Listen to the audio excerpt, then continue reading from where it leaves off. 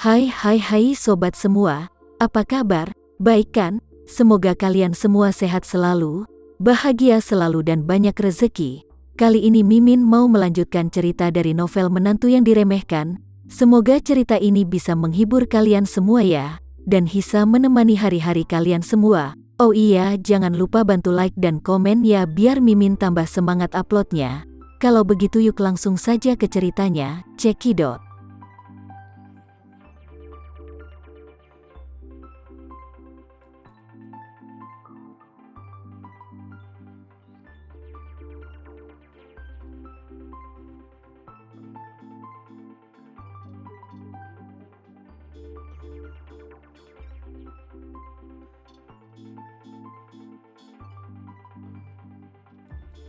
Setelah berbicara, Tama berkata lagi, "Lihat, jika keluarga Sucipto benar-benar ingin membayar seluruh TMPD dan pasukan bela diri Jepang dan menyelamatkanmu hidup-hidup, bukan tidak mungkin, tapi harganya mungkin sangat tinggi. Bagaimanapun, dampak dari masalah ini sangat signifikan. Setiap orang harus mempertimbangkan bobotnya, kecuali uangnya sangat besar. Jika tidak ada yang berani mengambil risiko sebesar ini. Kamu pasti berpikir, dia akan benar-benar ingin menyelamatkanmu hidup-hidup. Dengan 100 miliar, mustahil untuk melewati hubungan berlapis-lapis tentara Departemen Kehakiman Jepang, Departemen Bea Cukai, dan pasukan bela diri." Berbicara tentang ini, Tama berbalik dan tersenyum, "Tapi, bagaimana jika mereka hanya berpura-pura menyelamatkanmu, tetapi sebenarnya tidak membiarkanmu meninggalkan Jepang hidup-hidup? Maka itu pasti tidak akan menghabiskan banyak biaya.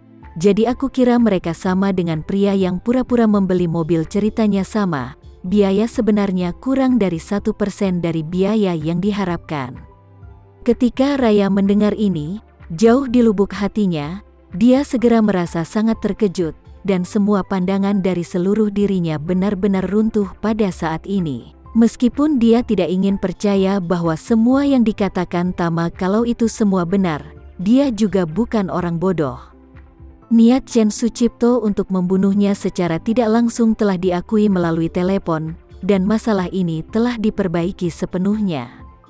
Oleh karena itu, kisah yang diceritakan Tama, dan spekulasinya tentang keluarga Sucipto, dapat dikatakan sangat tepat.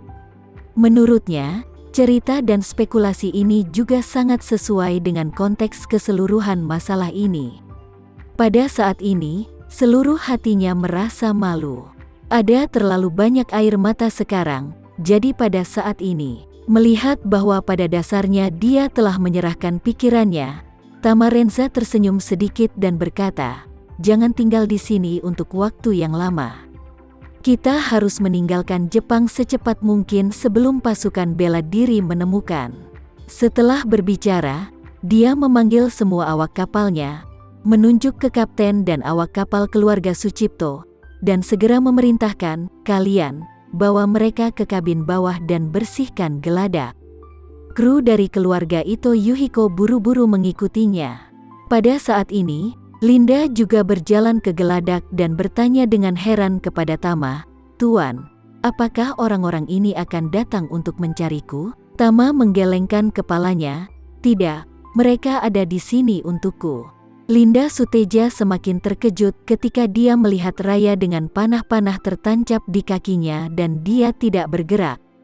Dia buru-buru bertanya padanya, "Tuan, wanita ini adalah..." Tamarenza kemudian memandang Raya Sucipto dan tersenyum sinis sedikit, "Gadis cantik kecil ini, dia merupakan musuhku sebelumnya, seharusnya itu tidak berlaku lagi sekarang." Setelah berbicara, dia mengangkat alisnya ke arah Raya Sucipto lagi, dan bertanya sambil tersenyum, "Gadis cantik, apakah benar yang kukatakan?" Mendengar itu Raya Sucipto seketika merasa malu. Meskipun dia sudah melihat kedok asli dari keluarga Sucipto terhadapnya, dan meskipun Tama benar-benar menyelamatkan nyawanya, dia tetap tidak bisa memberikan kesan yang baik pada Tama. Lagi pula, Tamalah yang melaporkan dia dan teman-temannya ke pasukan bela diri Jepang. Di antara rekan-rekannya, banyak dari mereka berasal dari keluarga Hermawan. Banyak yang bahkan merupakan saudara dan sepupunya.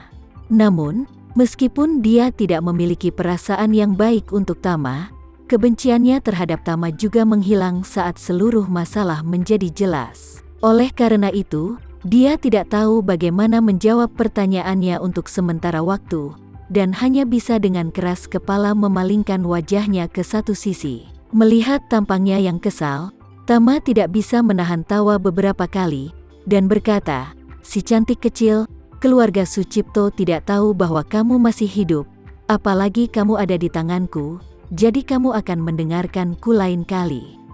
Kamu akan mengikutiku kembali ke Jakarta dulu seperti mereka."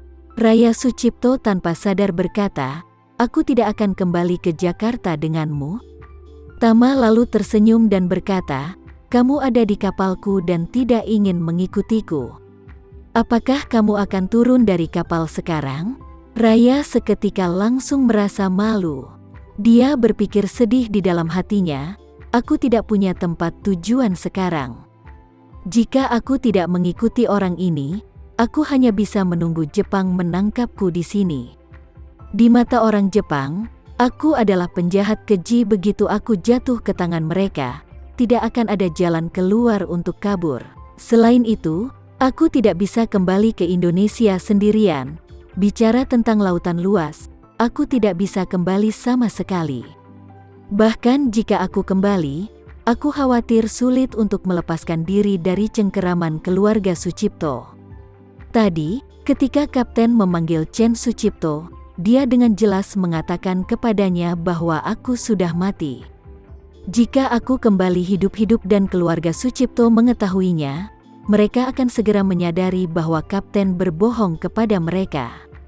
Mereka juga akan menyadari bahwa rencana jahat mereka telah terungkap sepenuhnya. Pada saat itu, mereka pasti akan melakukan segala kemungkinan untuk membunuhku. Sekarang, satu-satunya kesempatanku untuk hidup adalah mengikuti pria ini kembali ke Jakarta. Dia sangat kuat, dia pasti punya cara untuk membawaku kembali dengan tenang, dan dia harus bisa menyembunyikanku dari keluarga Sucipto. Pada saat ini, Raya ingin bertahan hidup terlebih dahulu, dan kemudian mencari tahu kebenaran semuanya. Pada saat ini, meskipun dia penuh dengan kebencian pada keluarga Sucipto, dia masih memiliki bayangan fantasi terakhir. Dia merasa bahwa jika masalah ini direncanakan oleh kakek Chen Sucipto sendiri, dan ayahnya Zain Sucipto tidak berpartisipasi, dan bahkan disimpan dalam kegelapan, maka hatinya akan lebih lega. Tetapi jika kakek Chen Sucipto dan ayah Zain Sucipto terlibat dalam masalah ini, maka hubungan dia dan keluarga Sucipto akan benar-benar terputus. Pada titik ini, Raya melihat ke arah Tama dan memohon dengan suara rendah, "Aku bisa pergi ke Jakarta denganmu, tetapi bisakah kamu mengizinkanku menelepon ibuku? Aku harus memberitahu dia bahwa aku masih hidup. Jika tidak, dia akan sangat khawatir." Kemudian Tama berkata tanpa ragu-ragu, "Tidak." Raya tidak menyangka bahwa dia yang sudah mau memohon Tama begitu keras sehingga dia hanya berharap untuk melaporkan keadaannya kepada ibunya, tetapi dia menolaknya dengan sangat singkat. Dia tidak bisa membantu tetapi bertanya dengan sedikit kesal, "Kenapa tidak? Bahkan jika seluruh keluarga Sucipto ingin aku mati, ibuku pasti tidak akan berpartisipasi di dalamnya." Tama berkata dengan dingin, "Kamu tahu, seorang ibu, putrinya benar-benar sudah meninggal, dan putrinya belum mati, tanggapannya terhadap orang luar sama sekali berbeda. Jika ibumu tidak tahu bahwa kamu masih hidup, maka dia pasti akan menunjukkan kesedihan yang sangat alami, dan keluarga Sucipto tidak akan pernah menemukan petunjuk apapun.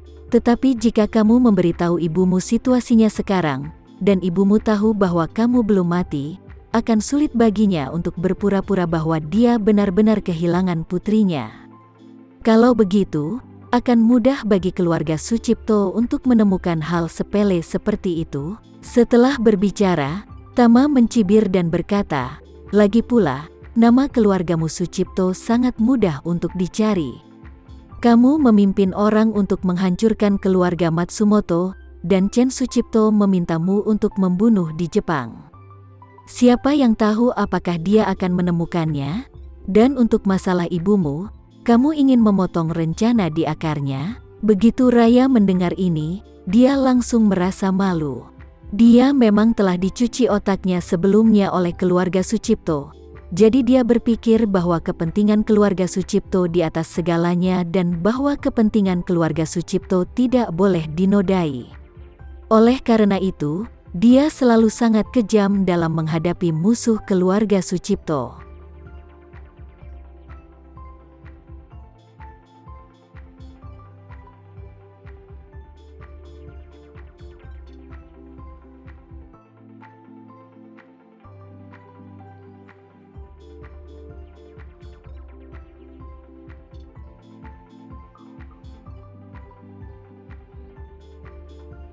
Sekian dulu ya cerita kali ini, kita lanjutkan lagi ceritanya di lain waktu.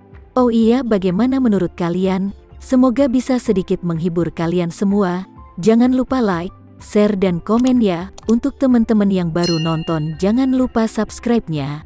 Hehehe, kalau ada teman-teman yang ingin gabung langganan bisa langsung gabung saja untuk dapat fitur yang menarik dan sedikit membantu Mimin. Terima kasih sudah menonton, sampai jumpa lagi. Bye bye bye.